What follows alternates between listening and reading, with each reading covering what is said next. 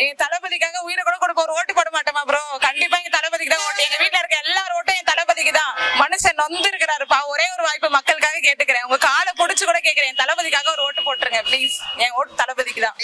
உங்க கால் பொற்பாதங்களை தொட்டு கேட்டுக்கொள்கிறோம். விசில் சின்னத்துக்கு வாக்களிக்கணும். அவர் உண்மையை சொல்றாரு, பிடிக்கல எல்லாருக்கும். என்ன பண்ண முடியும்? ஏன்னா நேர்மையா போனா யாருக்குமே தான் பிடிக்காது. நாங்க இவ்வளவு கூட்டம் அங்க வந்து பாத்துருந்தீங்கன்னா தெரியும், அவ்வளவு கூட்டம் ப்ரோ. ஒரு பசங்க கூட எங்களை தப்பான பார்வையோ இல்ல ஒரு டச் கூட கிடையாது. நாங்க எந்த மீட்டிங்குமே அட்டெண்ட் பண்ணல. என் தளபதிக்காக தான் இது எல்லாமே வருமே. ஒரு சின்ன விஷயம் கூட தப்பு சொல்ற மாதிரி இல்ல ப்ரோ. கண்டிப்பா என் தளபதிக்கு தான் எங்க ஓட்டு. நாங்க ஒன்னும் ஸ்பாட்டிஃபைலயோ இல்ல யூடியூப்லயோ வந்து ஆட் எல்லாம் கொடுத்தோம். நாங்க ஒன்னும் பப்ளிசிட்டி பண்ணல. எல்லாருக்குமே தெரியும் எங்க அண்ணன் என்ன பண்ணுவார், வந்தா என்ன பண்ணுவார், வரல என்ன பண்ணுவார் எங்களுக்கு தெரியும். சரிங்களா? இந்த குடும்பமா சேர்ந்து அரசியல் பண்ற கதையெல்லாம் இங்க நடக்கவே நடக்காது. எங்க அண்ணன் தான் வந்து நிற்பாரு, வந்து எங்க எல்லாருமே வந்து எல்லாமே பண்ண போறாரு பாருங்க. அவ்வளவுதான். திமுக கிடையாது, ஒண்ணும் கிடையாது. வீட்டுல தெருவுல இருக்கிற எல்லாரும் ஓட்டுமே தளபதிக்கு தான். கண்டிப்பா என் உயிரை கூட கொடுப்பேன் என் தளபதிக்காக.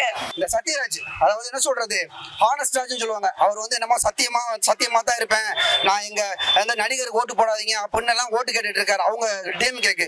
இப்ப நான் சொல்றேன் சார், இப்ப வேற ஒண்ணுமே இல்லை சார்.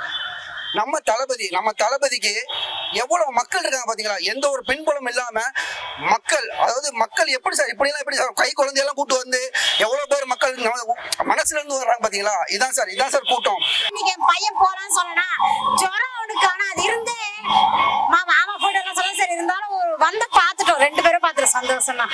ஊழல் லஞ்சம் எல்லாத்துலயுமே எங்க போனாலும், கார்பரேஷன் ஆபீஸ் போனாலும், எங்க போனாலும் ஒரு வீட்டுக்கு தண்ணி வரணும்னா 5 லட்சம் ரூபாய் காசு கொடுக்காம ஒரு வீட்டுக்கு தண்ணி வராதுங்க கார்பரேஷன் வாட்டர். இன்னைக்கு படிப்பு இலவசம், தண்ணி இலவசம், எல்லாத்துக்குமே எல்லாமே ஃப்ரீ. பெண்களுக்கான பாதுகாப்பு உரிமை பாருங்க. கல்யாணம் பண்ணவங்களுக்கு எல்லாம் தாய் மாமன் சீர் கொடுக்குற யார் கொடுப்பா? 6 சிலிண்டர். இதெல்லாம் வந்து உங்களுக்கு எல்லாம் இலவசம் எல்லாம் கிடையாது.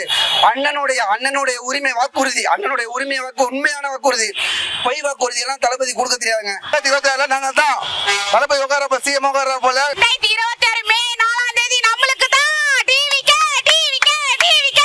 எல்லாம் ஃப்ரீன்றாரு. அந்த ஃப்ரீ விட்டு ஃப்ரீயான பஸ் விடுறாரு. அந்த பஸ் டைமுக்கு வந்து நிக்குதா? ஒரு ஏராளமா நினைக்கிறாங்க அந்த ஃப்ரீ பஸ்ல போனா. மாசம் 1000 ரூபான்றாரு. அந்த மாசம் எல்லாருக்கும் கரெக்டா போய் சேருதா? ஆளுங்களை பார்த்து கொடுக்குறாங்க.